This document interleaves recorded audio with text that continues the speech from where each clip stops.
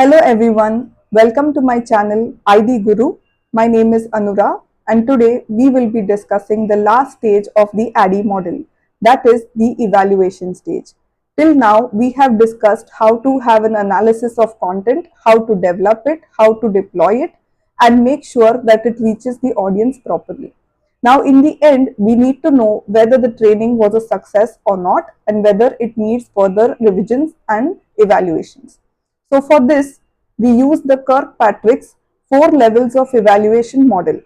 So in this, we go through 4 levels of evaluation. The first one is reaction. Basically, we want to know how the audience felt. Was it helpful for them? Did they feel satisfied? So in order to know this, we give them a survey and ask them to put up their reaction about the entire training. They can tell us what they felt, what was good, what was bad, and what they think should be better. So this is the first one in which we see their reaction. Second is in which we see their learning. That is a before and after test.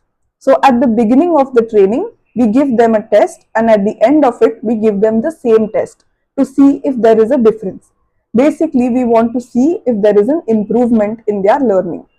So it is a success measure of learning. The third level is that of behavior. So the third level is that of behavior in which we see whether the training which all the audience have taken is actually useful for them in their jobs.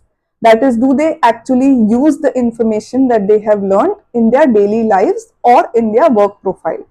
So it will not be helpful in case they just take a training, say that it is good, they even have a good score, but later on they don't make use of it. So in that case also this would not be a measure of success. The last level is the one in which we see this at an organization level. That is, after the behavior of the audience, we see the actual result.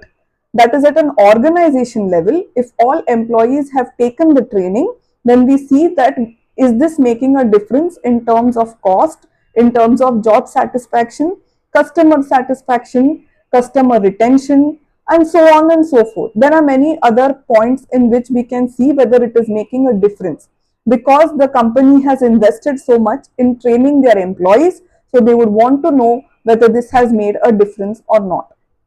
So basically across all 4 these levels, we can evaluate whether a training was good or not. But always remember that you don't need to evaluate your training across all 4 levels. It's not mandatory.